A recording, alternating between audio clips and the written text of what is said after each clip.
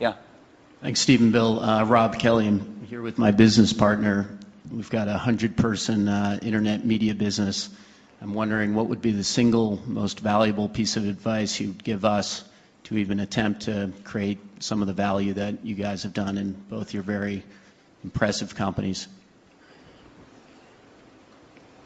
I think actually, maybe in both cases, correct me if I'm wrong, the excitement wasn't really seeing the economic value. Even when we wrote down at Microsoft in 1975, a computer on every desk and at every home, we didn't realize, and we'll have to be a big company. Every time I thought, oh God, can we double in size? Geez, can you manage that many people? Will that feel fun still? And so every doubling was like, okay, this is the last one. And so the economic thing wasn't at the forefront. The idea of being at the forefront and seeing new things and things we wanted to do, and being able to bring in different people who are fun to work with, eventually with a pretty broad set of skills, and figuring out how to get those people, those broad skills, to work well together has been one of the greatest challenges. I've made more of my mistakes in that area maybe than anywhere, but eventually getting some of those teams to work very well together. So it's, I think it's a lot about the people and the passion, and it's amazing that the business worked out the way that it did. Yeah. People say you have to have a lot of passion for what you're doing, and it's totally true. And the reason is because it's so hard that if you don't, any rational person would give up. It's really hard, and you have to do it over a sustained period of time. So if you don't love it, if you're not having fun doing it and you don't really love it, you're going to give up. And that's what happens to most people, actually. If you really look at the ones that ended up being successful, unquote, in the eyes of society and the ones that didn't, oftentimes it's the ones that are successful loved what they did so they could persevere when it got really tough. And the ones that didn't love it quit because they're sane, right? Who would want to put up with this stuff if you don't love it? So it's a lot of hard work, and it's a lot of worrying constantly. And if you don't love it, you're going to fail. So you got to love it. You got to have passion. And I think that's the high order bit. The second thing is you've got to be a really good talent scout, because no matter how smart you are, you need a team of great people, and you've got to figure out how to size people up fairly quickly, make decisions without knowing people too well, and hire them, and see how you do and refine your intuition, and be able to help build an organization that can eventually just build itself. Because you need great people around you. Thank you. Liz Beyer, question, I guess it's historical curiosity. You approached the same opportunity so very differently. What did you learn about running your own business that you wished you had thought of sooner or thought of first by watching the other guy? Well, I'd give a lot to have Steve's taste. He has natural, not a joke at all. I think in terms of intuitive taste, both for people and products. We sat in Mac product reviews where there were questions about software choices, how things would be done, that I viewed as an engineering question, and that's just how my mind works. And I'd see Steve make the decision based on a sense of people and product that it's even hard for me to explain. The way he does things, it's just different. And I think it's magical. And in that case, wow.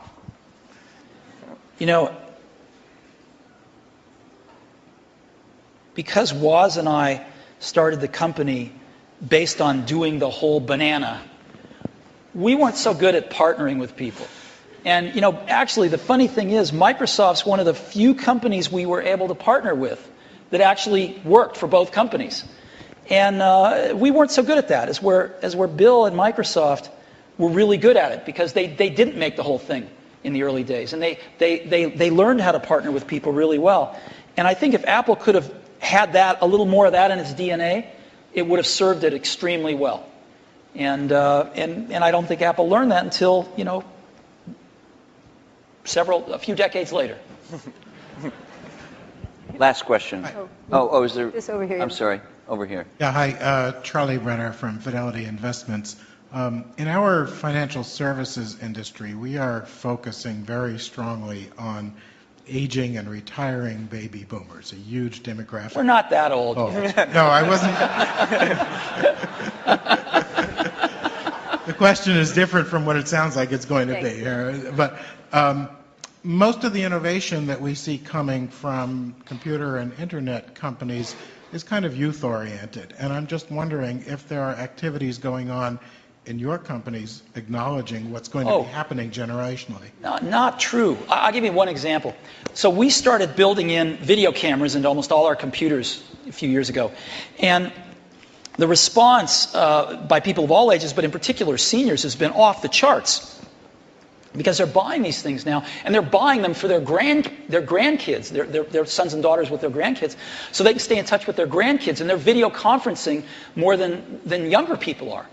And it's incredible what this has done. So that's just one simple example, but there's like dozens of them that have clicked with seniors that are living independently that want to stay in touch with extended families and do other things like that.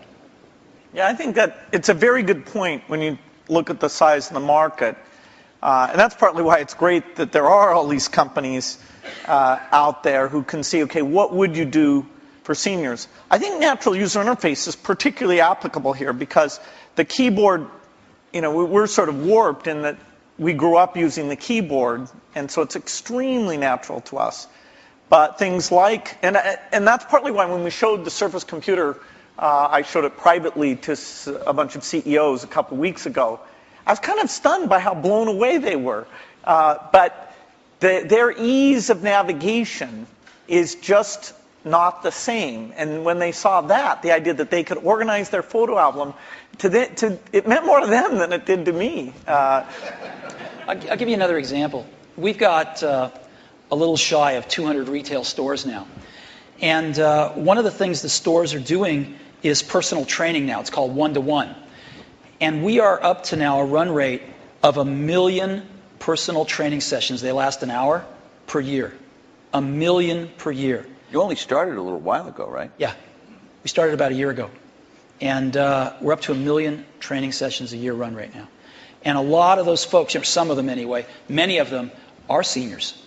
And they're coming in and they're spending an hour learning how to use Office, and they're spending an hour learning how to video conference. And they can basically come in as much as they want, and they can schedule these things throughout a year, and they pay $99, I think, a year for it. And it's been great. Last question. Now the last question over there. We all share a common science fiction experience of the metaverse or the Matrix, where we all could communicate without being in the same place. And by the way, thank you both for providing us the best platform so far to go to chat rooms or to all go to a MySpace. It's a far cry from these things that we see on Star Trek or the holodeck. What kinds of things can you imagine that are partway there that could be much better than the 3-window iChat that we might see in the next 5 or 10 years? Well, I don't think Steve's going to announce his transporter. I want Star Trek. Just give me Star Trek. No, I think short of the transporter, most things you see in science fiction are, in the next decade, the kinds of things you'll see. The virtual presence, the virtual world that both represents what's going on in the real world and represents whatever people are interested in. This movement in space is a way of interacting with the machine. I think the deep investments that have been made at the research level will pay off with these things in the next 10 years. Steve? I don't know. And that's what makes it exciting to go into work every day. Because there's, as we talked about earlier, this is an extraordinarily exciting time in the industry. And lots of new stuff happening. So, I can't even begin to think of what it's going to be like 10 years from now. Great. Thank you so much. No, thank you so much. Right. Thank you so much. It's great. Just great. Really good. Just great. Thank you for All right. being Thanks a really. lot.